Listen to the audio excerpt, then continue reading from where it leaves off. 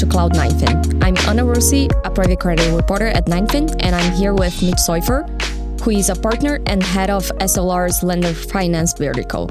Mitch, welcome to the pod. Hey, thanks for having me. Nice to be here. And just by way of background, as you said, Mitch Soiefer, work at SLR Capital Partners, run the lender finance business there, and excited to be here. Thanks for having me. Awesome. So today we are going to talk about carving out working capital assets.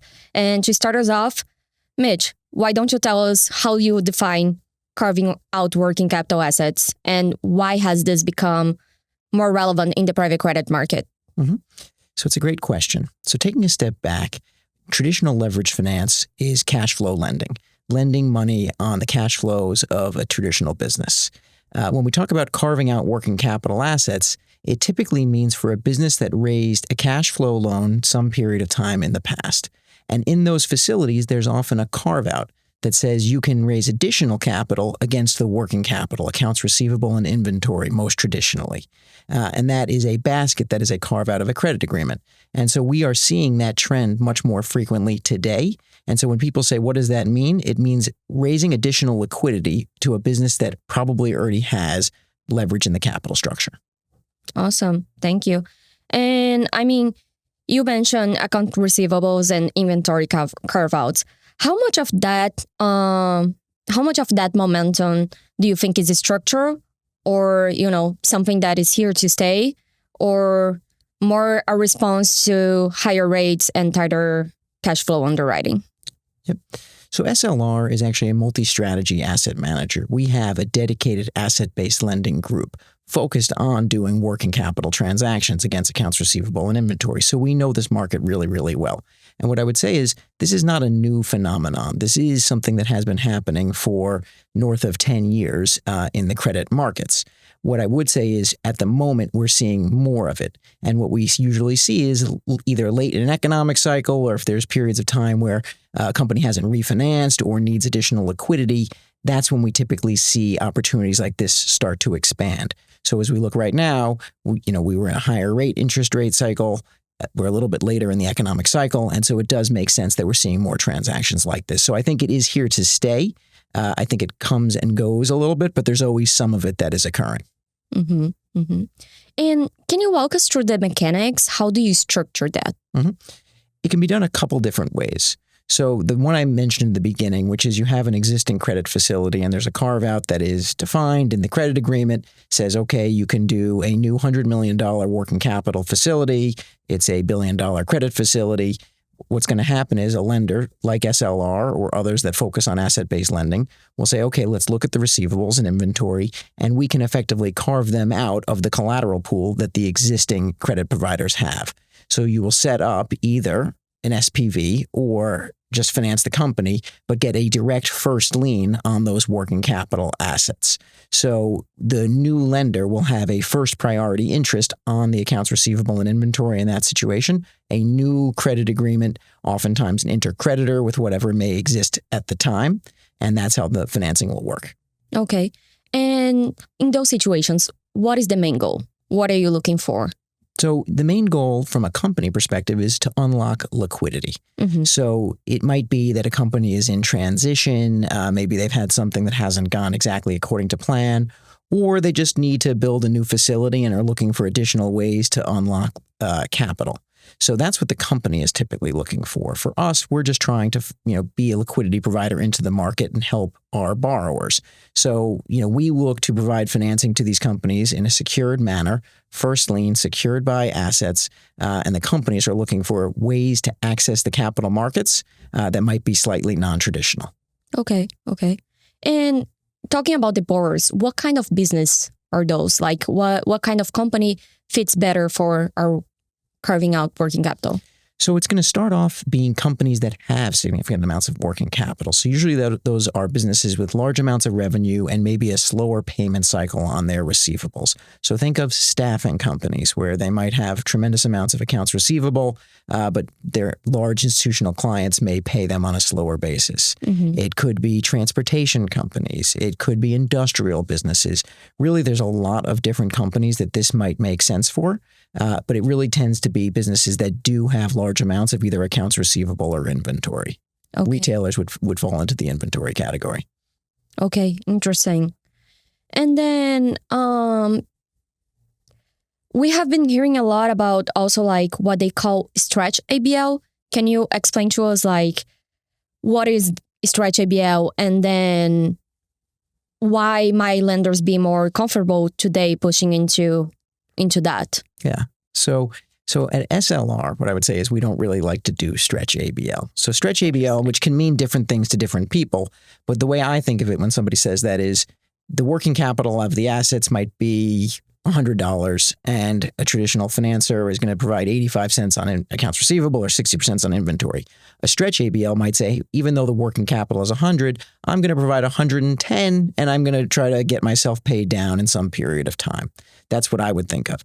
And there is that out there. We don't do that at SLR. We say, let's stick to what we've done. We want to stay inside the assets. We want these to be borrowing-based driven transactions because we know credit cycles change, and whether the economy is good or bad, in an ABL deal, you want to make sure you're secured. And in stretch facilities, you may not be fully secured. So we tend to stay away from them. That said, there is a market where other firms will look at it a little bit different or try to tie in other types of collateral, maybe certain types of PP&E or other things. But that's traditionally what I think of when I think of stretch ABL. Okay. Interesting. And then when you're looking at like considering risks and assessing, what do you guys look at? Mm-hmm. So for us, it comes down to making sure that, number one, the collateral is real. So we're doing field examinations when we get started on one of these transactions. We hire a third party traditionally to go out, inspect the inventory, if it's inventory on receivables, do verification work, call the debtors, make sure that all of the receivables that we see are real. So verification work is really, really critical. Then we're looking for to make sure that the systems of the company are working, because you're only as good as the information you get. So we'll do a deep dive on the credit reportings that they'll get and their systems checks and things along those lines. We'll even do background checks on businesses we look at because we always want to make sure we're backing high caliber, high integrity people. Mm-hmm. And then you want to make sure that the companies have an ability to report on an ongoing basis good information.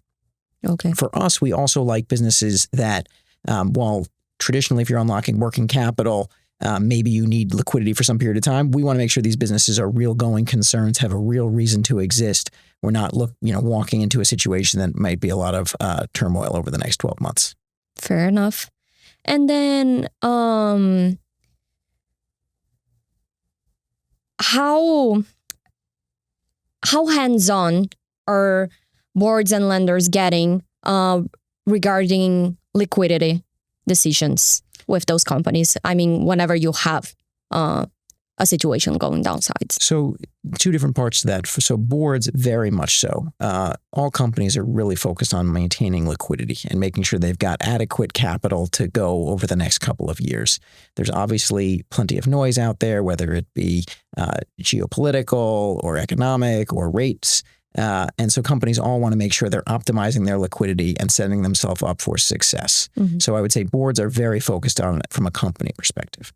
On the lender perspective, what I would say is, at SLR, we have north of 300 people. Over half of them are dedicated to our asset-based lending strategies. And that's because it is a very labor-intensive business. You are constantly doing work at underwrite, doing work after you've closed to make sure the portfolio monitoring and the receivables have not changed or that there's been edits or things that are not valid. And so it is a very hands-on business, and you need teams that have been doing this for some period of time that know how to find when there's issues. So I would say, very much a hands-on business, especially from the lender perspective. Awesome. And how do you think the liquidity of these assets compare with traditional credit structures? It is different. So these are usually revolving facilities, not all, but usually they are. And it's companies that, again, sometimes, not all the time, have access to capital markets already and are now looking for additional sources of liquidity.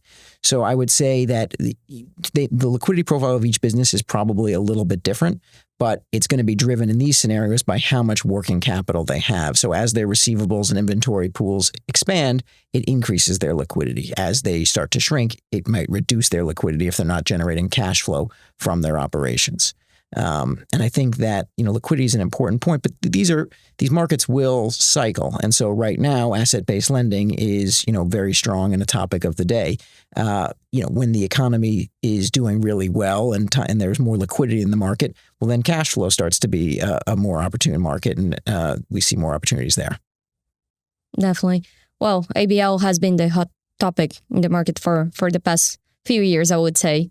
And then, Mitch, to wrap it up, when looking ahead, where do you see the biggest innovation in specialty finance lending coming from? Is that new collateral types, more dynamic borrowing basis, deeper data integration? Where do you see those?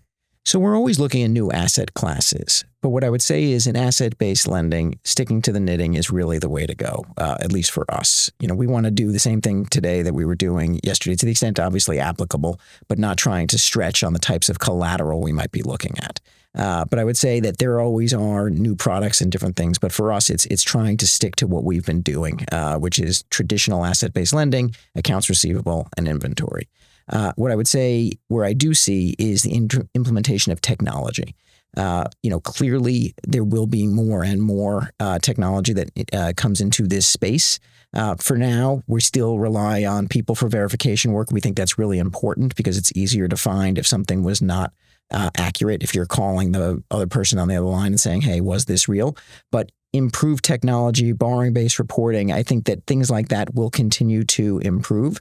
And we will see more technology for some of these asset-based lending businesses.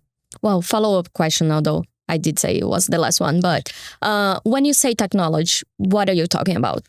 So software systems or technology on behalf of the lenders. Okay. And so not necessarily the borrowers are traditional businesses, but lenders might try to utilize different enterprise software, might try to use different things to streamline the work product, items like that. Okay. Interesting. Well, this was great. Mitch, thank you for joining me. And thank you to our listeners. This was Cloud9 Fin. Great. Thanks for having me.